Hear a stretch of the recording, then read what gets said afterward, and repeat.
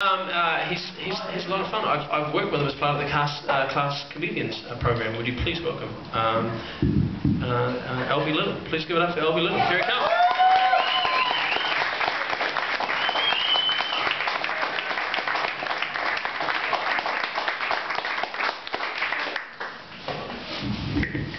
Hi.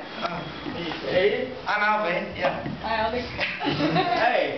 And I'm a pretty new comedian. This is my second show that I've ever done. And I didn't really know how to get on to these Raw Meat Mondays. So I emailed Derek and asked him. And so we sorted it out, but then I realized, does he know I'm 14? So I had to think of some way of suggesting it without saying, oh, by the way, I'm younger than you are. So I considered about 3 ways. Do you serve milk? Do I have to bring my mommy? And will it go past my bedtime?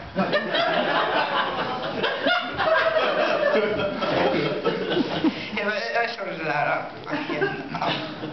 And I've always wanted to try really one thing as a comedian, that's audience interaction. I've always wanted to interact with one of you. So I'm going to try it.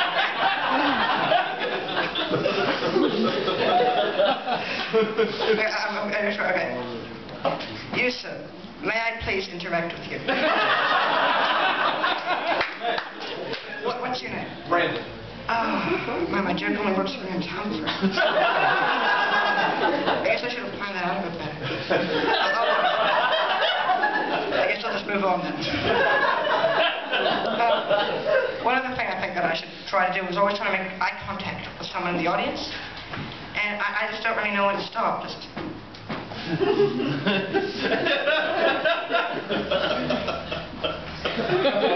You know, he's really uncomfortable. On the top of me looking at things, a while ago I saw a road sign that said Mount Albert Road, and I just had to think, who was Albert? Hello, I'm Albert. Will you please name a mountain after me?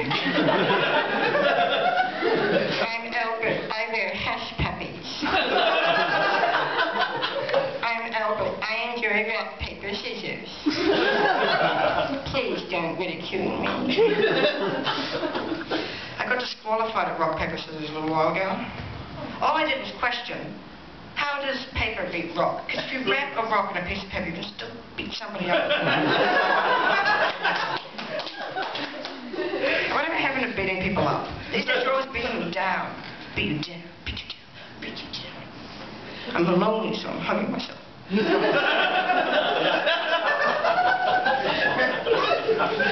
Yeah, apparently Latinos one's cool. They hug themselves. And they ride the bus. The thing about buses is the person sitting next to you is always a weirdo. Like, you're on an empty bus, and someone comes and sits down next to you. More frequently for me, I get onto an empty bus and I sit down next to someone because I'm starved for conversation.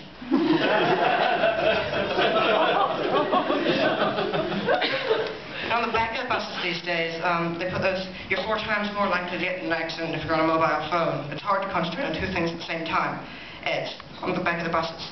So that means there's 2 things to focus on: driving and the conversation you're having on your mobile phone, all at the same time. Everyone has cell phones these days.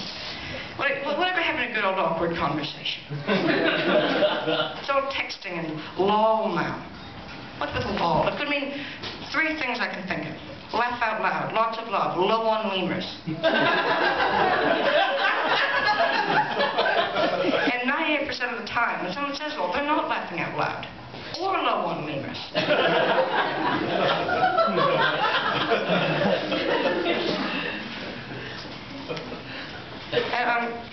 It's illegal now to talk on your mobile phone while you're driving.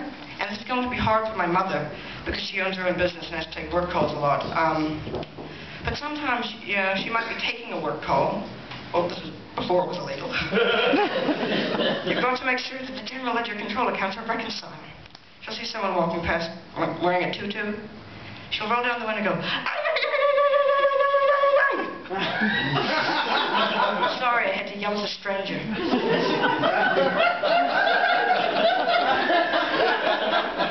It's supposed to flatter them. It scares them.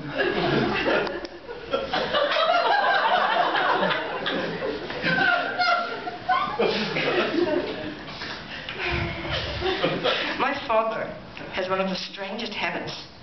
Whenever he's angry or upset, his eyes bulge out of his head like this. One time this was excruciatingly evident was when he was absolutely convinced that my mom's car had been stolen. So he comes bursting into the house. Your mom's car has been stolen!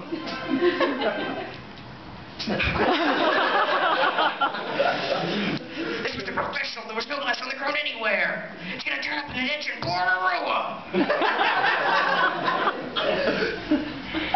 Turns out they were just looking on the wrong level. So of course they're very lovely to travel with. Speaking of which, a while ago, my brother and I traveled without them unaccompanied. And I did some pretty stupid things. I was pretty worried.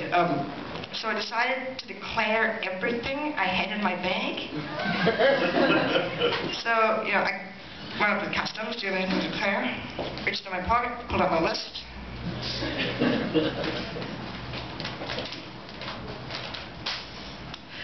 Well, I bought 3 shirts. A blue one, a black one, and a yellow one. I love yellow. It makes me feel happy because it's like the sun. I bought 3 pairs of pants, 1 pair of denim pants. You know denim's made of cotton. I didn't actually know that for a very long time. I bought 2 pairs of track pants. I think am I supposed to walk on them like they're track. I bought a toothbrush. Did you know that the modern toothbrush was invented in the 1400s in China? It's interesting. I have 5 pairs of socks. You know, the first pair of socks ever found in the 12th century in Egypt. I bought a pair of shoes, and that was about 800 to 8,000, 7,000 BC in Oregon, USA.